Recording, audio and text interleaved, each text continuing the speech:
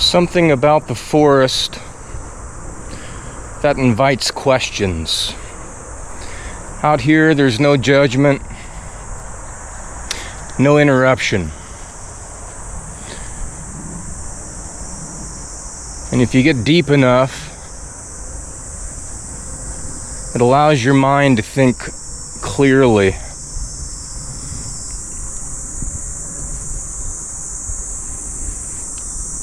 Lately, I've been wondering about people like me, and maybe like you. The ones with inquisitive minds. And if it's a curse or a blessing.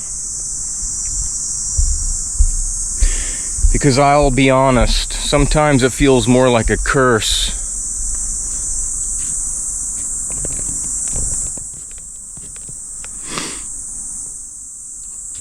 Curiosity doesn't always feel like a gift. Sometimes it feels more like a weight. And once that door is open, it's very difficult to close again. And so today I want to explore this tension. If it's a gift, what is the cost? Welcome to A Walker in the Woods. My name is Stephen Walker. And if you tune in and turn on to this content, please give me one of these. It will help the algorithm. It's kind of a rainy day, actually a morning. It's about 8 a.m. So I'm gonna keep this video short and sweet before the rain starts to fall. But the topic is inquisitive minds, and are you cursed or blessed if you question things? So first, is it a curse? People say that ignorance is bliss. That's pretty self-explanatory. If you don't know, you're happy. I can envy that to a certain extent, but I also pity it. You know, we're here on this planet, on this earth, for only a very short time, so I personally want to know as much as possible about everything. What makes things tick? Not just the science of it, but what's behind it. Who funds it? Who has the real answers? But as I keep going down rabbit holes and try to learn more and more about where I am, where we are, the more I know, the more I don't know.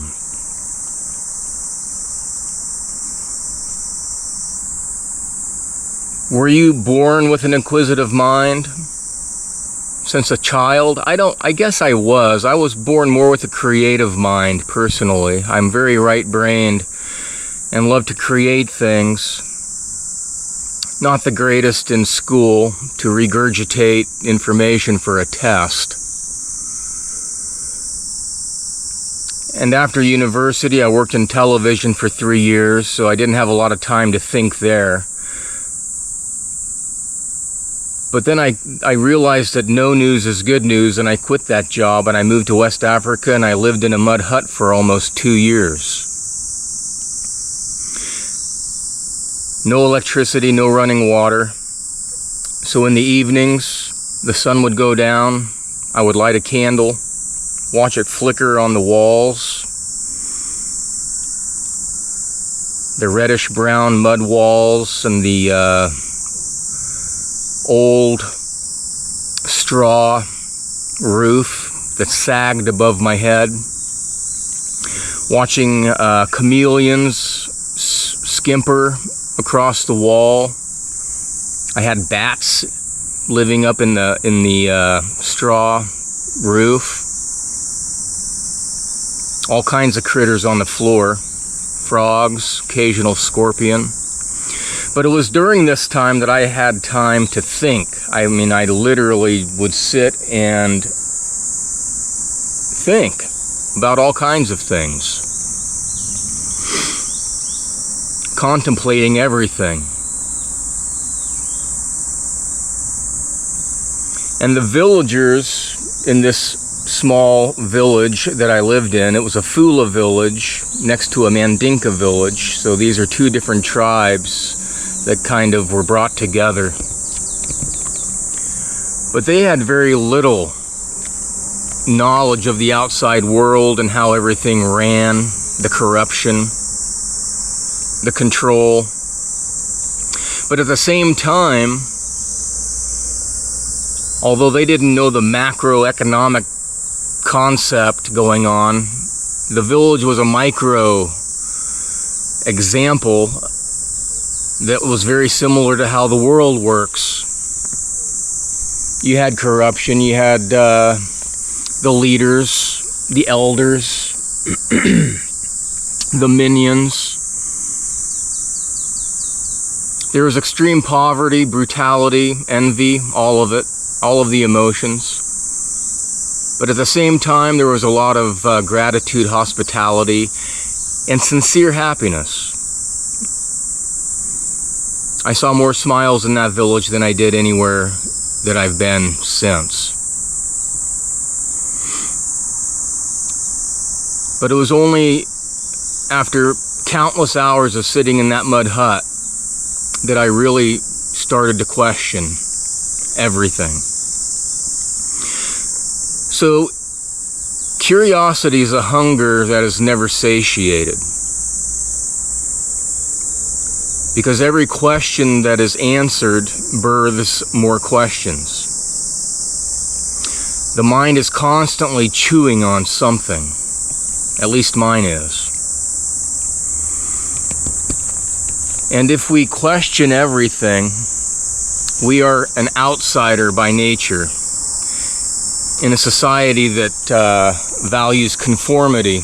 And I live in South Korea now, and conformity is expected.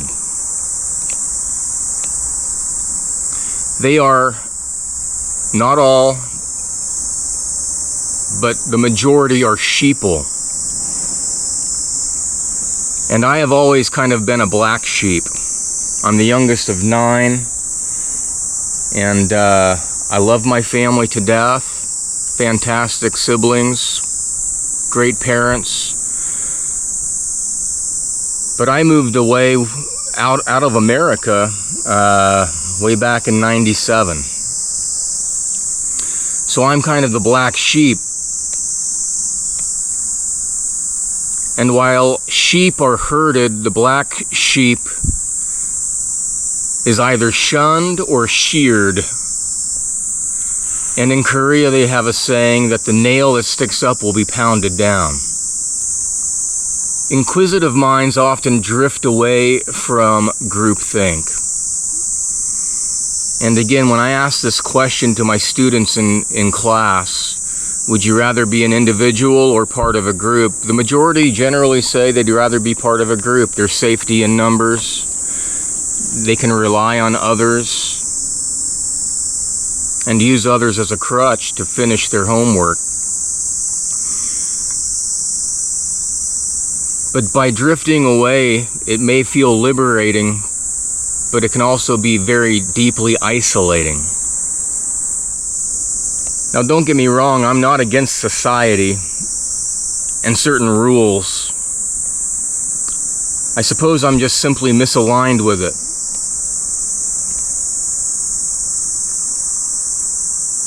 I often bring up topics with friends or back when I did go to parties that were kind of like buzzkills.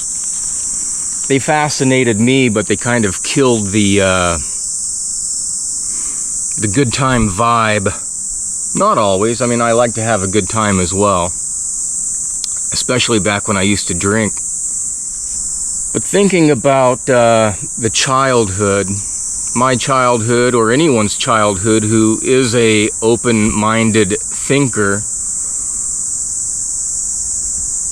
that alienation, I suppose, starts early when the teachers may label a child as difficult or too intense or can't concentrate. And so by being labeled that, you're very likely these days to be put on a prescription drug.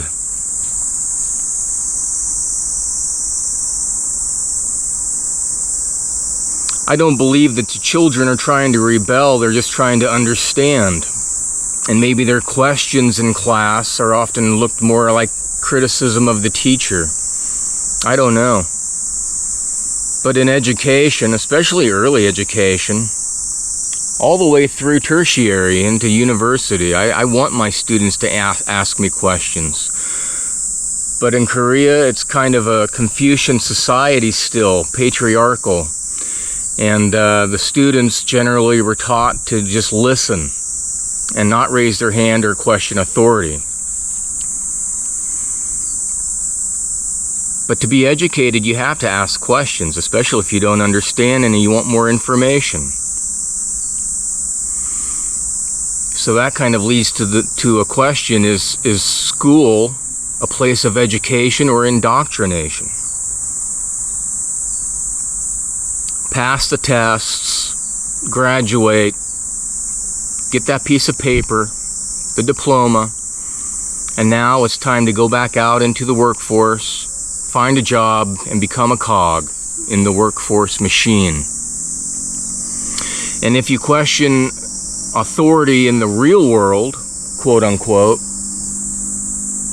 what happens then when you're trying to earn a paycheck? We're taught to go along, to get along, don't rock the boat, be a team player, all for one, one for all. Being a team player is beneficial in many ways, but it can also be very seductive and end up costing you your soul. And by soul, I mean your spirit, your individuality, your wonderment.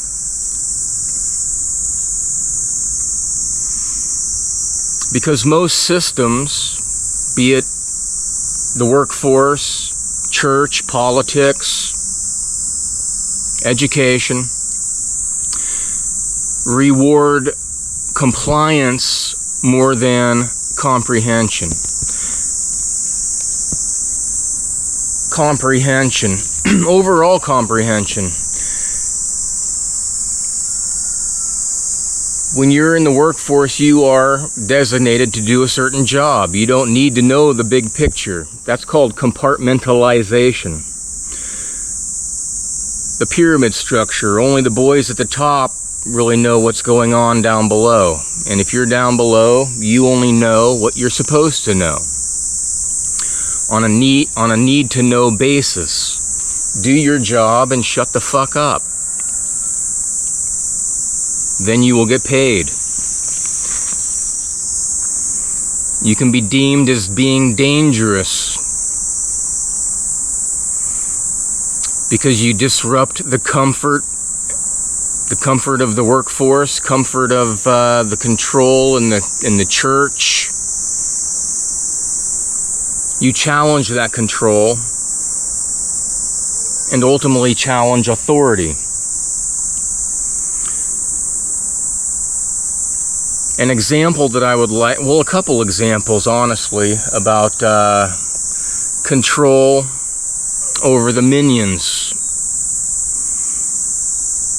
On April 17th, 1975, Pol Pot in Cambodia and the Khmer Rouge tried to erase history and reset Cambodian society, removing any vestiges of the past. He believed that all culture and tradition must be completely destroyed or discarded, and that a new revolutionary culture must replace it, starting from scratch. That was known as Year Zero. Books were burned.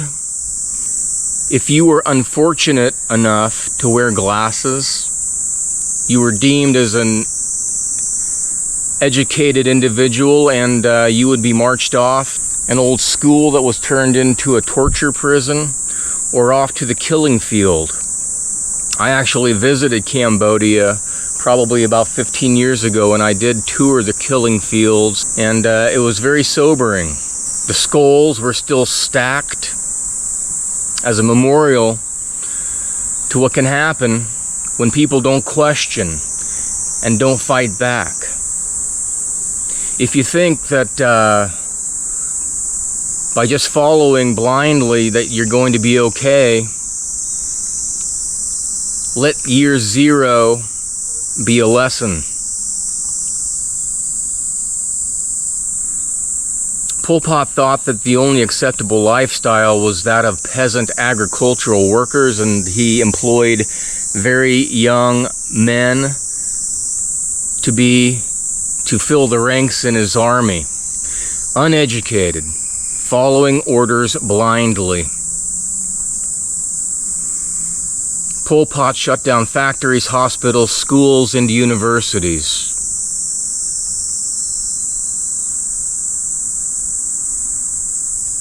And the so-called new people, aka those wearing glasses, or educated, or members of the old government, the intellectuals, lawyers, doctors, teachers, engineers, clergy, qualified professionals in all fields, they were marched off and brutally slaughtered.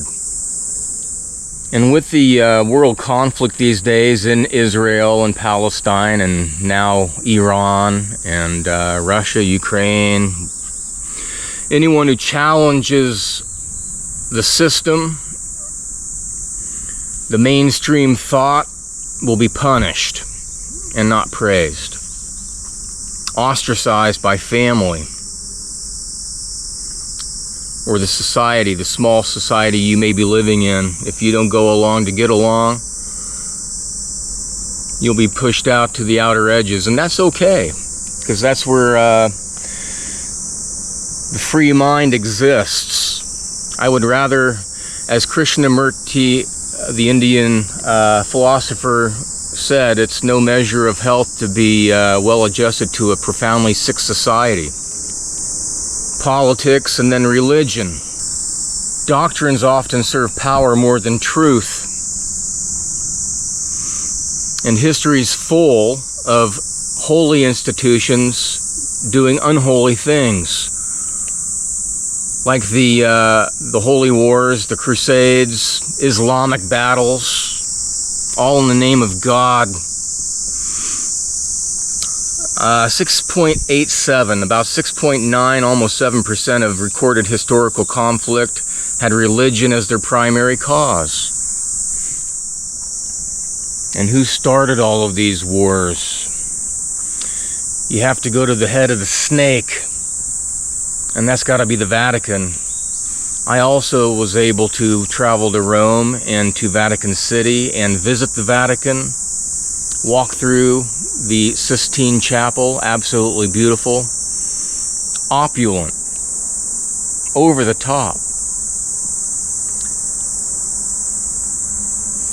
Something that I presume Jesus probably would not approve of.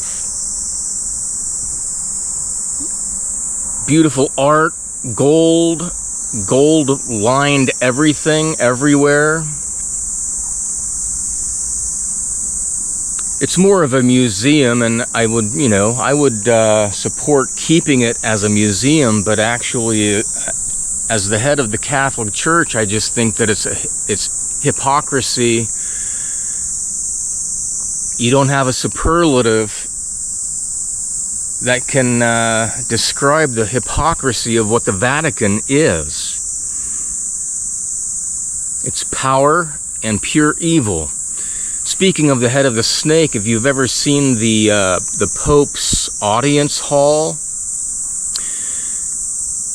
he has this stage and a throne with some kind of statue behind the throne that looks like Christ is being tormented in hell by demons. And then if you pan out from that stage and you see the entirety of the hall, you tell me what it looks like. It looks pretty much like a serpent. Questions there. I've got a lot of questions. I'm not knocking religion. I'm not knocking God or Jesus. I believe 110% in both.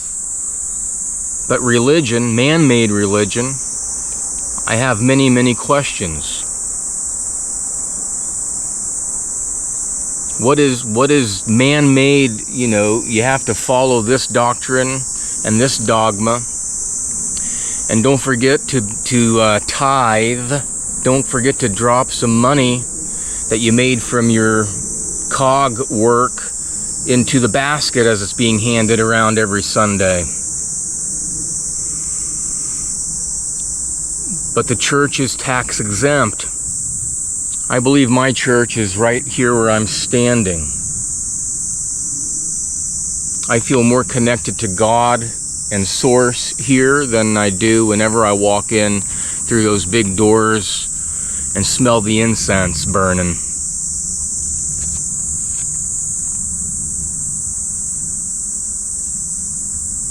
The paradox of peace. So is ignorance bliss, or is it just another kind of sleep? Many people find contentment in simplicity. And I used to as well. Wake up, go to school, play sports, come home, eat, study, go to sleep. That's a very simple and very productive life. Very productive. People find simplicity not because they're foolish, but they're focused. And I was very focused as a young man. And then when you graduate and you get married and you have a family, you need to support that family.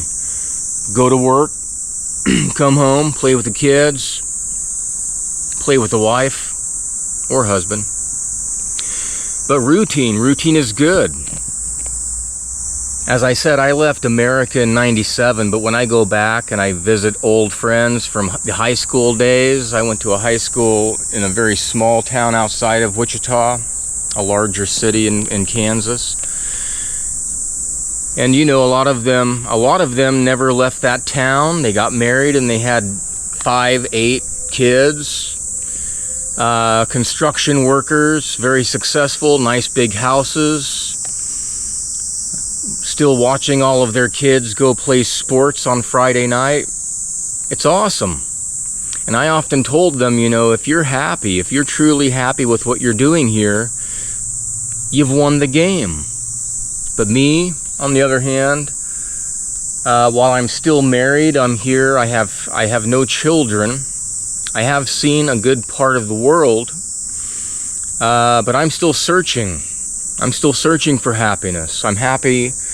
I am happy, but I haven't found happiness, I don't think. And I don't know if you ever can find happiness if you have an inquisitive mind. So I kind of wonder about myself, and if you have an answer for me, I'd love to hear it. But is all of this questioning, is it helping or hurting our peace of mind? Is it better to be ignorant about a lot of things and not question them, just let them kind of roll off your back? September 11th, I still remember where I was. I was in Korea, and I just finished watching a Monday night football game. That was in the evening here because of the time difference, and then they cut to one of the towers being, well, it was after it was hit, and it was on fire and smoking, and then I went next door and I collected 2 colleagues and I brought them to my apartment to watch it.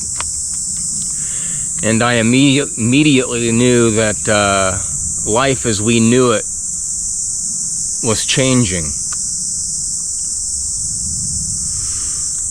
And that's where one of my first experiences with going down a rabbit hole began. Because a year or 2 later, I was back in Kansas with my family, and one of my brothers was asking me about my thoughts on 9/11, and I said that it was an inside job. I still remember that day. I was standing outside on the front porch with my brother, and he looked at me as if I was crazy. And that was after 9/11. That was the pivotal moment where I stopped believing anything that my government would tell me. And actually, if you look at what the opposite answer is that they're trying to tell you as fact, then you might be more right than wrong. And from then on, I started going down many rabbit holes. Too many to list. But that truth-seeking can be compulsive. It can become compulsive. And quite isolating, because again, as I said, my brother thought I was crazy. It didn't ruin our relationship. Hopefully it gave him a bit of food for thought. And over the years, he did kind of come around. You just plant seeds, as Bill Hicks used to say. I'm just planting seeds, see what grows. But going down rabbit holes can most definitely be exhausting. I think most people would agree with that. Staying up at all hours of the night, going down one video and into another video, and then suddenly it's 3 a.m. and you haven't had sleep, and then it's time to wake up in the morning and go to work. But once you start seeing the cracks in certain narratives, then you start seeing them everywhere. It's starting to rain. All of these conspiracies are obviously, the base, the root of everything is corruption and power and control. Power corrupts, and absolute power corrupts absolutely. So distinguishing them becomes its own puzzle. Follow the money. Who's behind it? Why is this being hushed up?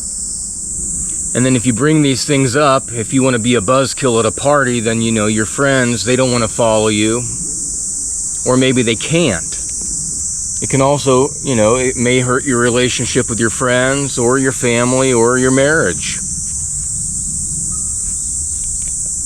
Or your mental state. If you have a weak mind, you may go down a certain rabbit hole and may never come back out again.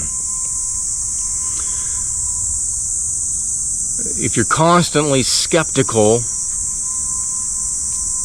that can collapse your mentality into anxiety, distrust of the system, maybe even distrust of your friends. And leading into delusion, and that's not where you want to go. So it's something to think about and keep on the back burner. If you are indeed a truth seeker, if you feel like you are losing it, then most definitely reach out. Call a number, talk to someone, talk to a friendly ear, and don't keep it inside.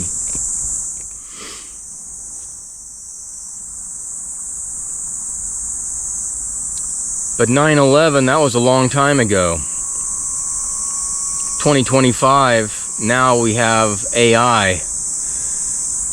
And what is real now, literally what you see on screen, is it real? Was it really recorded, or was it manufactured, developed, created by AI?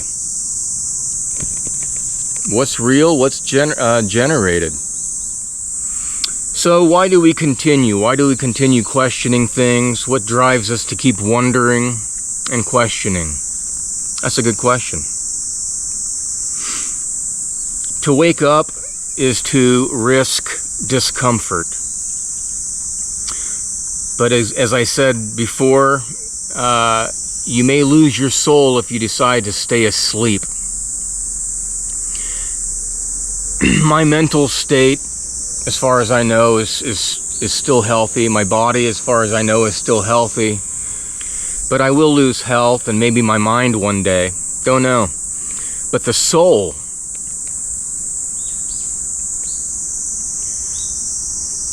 that's one thing that I will never lose. And one thing that is what I look forward to going back to and being reunited with. And I don't think if after I die and leave this earth suit and go to the great beyond, over the rainbow bridge.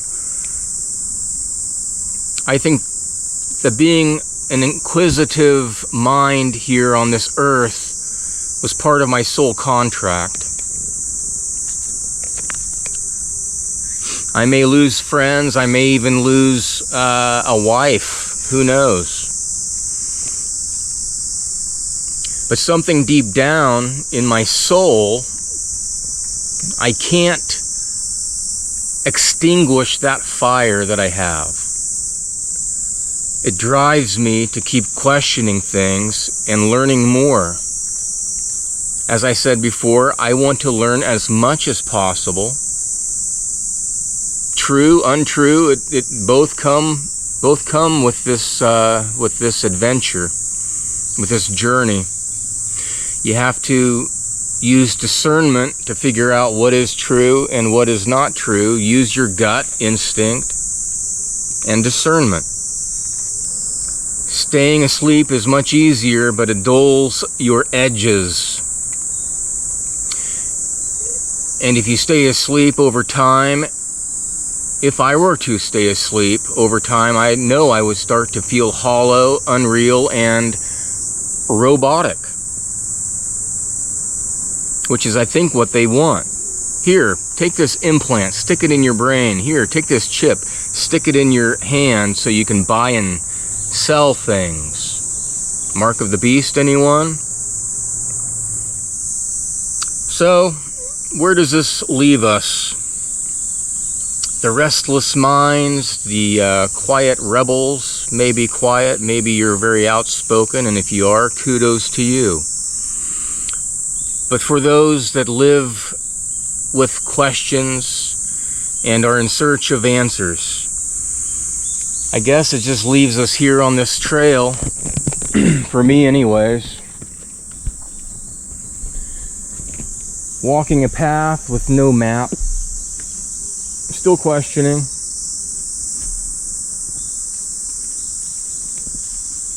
Maybe peace isn't found in the answer, but maybe it's found in the asking, in the courage to look even when it hurts.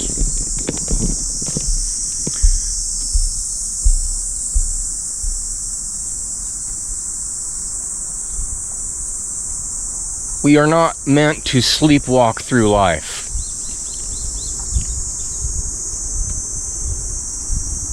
Thus being awake, not awoke. I believe that we were made and put here to wonder about things. The wonder of nature. I mean, how beautiful is this? And if you start looking closely, it just gets even more and more wonderful.